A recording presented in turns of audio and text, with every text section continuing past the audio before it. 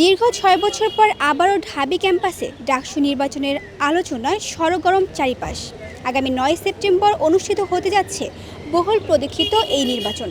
২০১৯ সালের পর এবারে প্রথম ভোট দিতে যাচ্ছেন সাধারণ শিক্ষার্থীরা। কি ভাবছেন তারা, আর এবার কোন ইস্যুগুলো সামনে আসছে, চলুন জেনে নেই। ডাকসু নির্বাচন শুধু ভোটের বিষয় নয়, এটি শিক্ষার্থীদের অংশগ্রহণ, মত প্রকাশ এবং নেতৃত্ব বিকাশের বড় প্ল্যাটফর্ম। গত নির্বাচনে অনেক শিক্ষার্থী অভিযোগ করেছিল ভোট দিতে না পারার। এবার সেই অভিজ্ঞতা থেকে শিক্ষা নিয়ে প্রস্তুতি নিচ্ছে প্রশাসন। ছাত্রদের সাথে যে শিক্ষক বা সম্মিলিত প্রশাসনের যে একটা মেলবন্ধন ধরে রাখার জন্য ডাকসু ঢাকা বিশ্ববিদ্যালয় কেন্দ্রিক এবং সারা বাংলাদেশ কেন্দ্রিকই বলা যায় যে অন্যতম একটা ভূমিকা পালন করবে। এজন্য আমাদের চিন্তাধারা যে ডাকসু যাতে ছাত্রদের সাথে এই প্রশাসনকে যাতে একটা সম্মিলিতভাবে ছাত্রদের মান উন্নয়ন করতে পারে এবং এই ছাত্রদের আরও উদ্বুদ্ধ করতে পারে, যেন তারা সামাজিক কর্মকাণ্ডে আরও বেশি স্বতঃস্ফূর্তভাবে সংযোগ ঘটাতে পারে নিজেদের।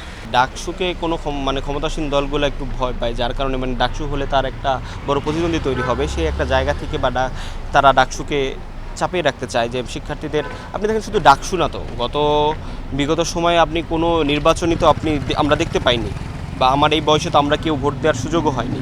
সেই ক্ষেত্রে তাদের যে এই যে দমন নিপীড়নের যে কালচার, ডাকসু হলে তো সেটা আরও আগেই প্রকাশ পেয়ে যেত, এবং তারা চায় না যে শিক্ষার্থীদের মত প্রকাশের স্বাধীনতা থাকুক। সেই জায়গা থেকেই তারা ডাকসুটা বন্ধ করে রেখেছিল, এবং বিভিন্ন আন্দোলনের প্রেক্ষিতে 19-এ একবার ডাকসু হলেও কিন্তু সেই ডাকসুটা কিন্তু নিরপেক্ষ বা সুষ্ঠু হয়েছিল এটা কিন্তু বলা যাবে না।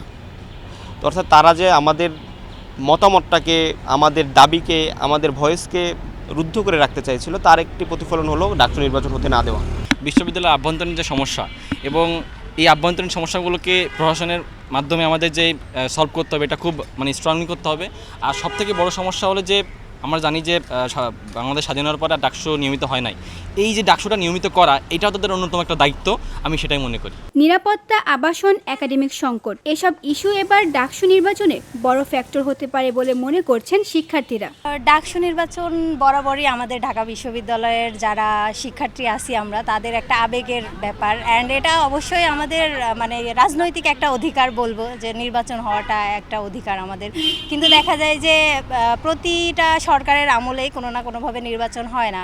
কিন্তু গত 6 বছর আগে যে নির্বাচনটা হয়েছিল, ওটার মধ্যেও কিন্তু আপনারা দেখছেন যে সবাই সমানভাবে সন্তুষ্ট ছিল না, বা কোনো ক্ষেত্রে সমস্যা হয়েছে, বাট তারপরও হয়েছিল।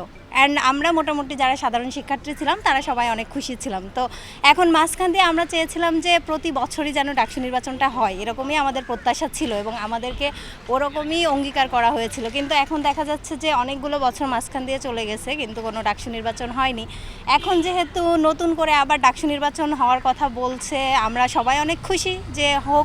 আমরা ডাকসুটা এই জন্যই চাচ্ছি যেন একটা সুনির্দিষ্ট ডাকসু প্যানেলের মাধ্যমে আমরা যেন প্রশাসনের সাথে আমাদের ছাত্র সমস্যাগুলো সমাধান করার জন্য কথা বলতে পারি। আগামী ৯ সেপ্টেম্বর অনুষ্ঠিত হবে নির্বাচন। ইতিমধ্যে ভোটার তালিকা তৈরির কাজ শুরু করেছে কর্তৃপক্ষ।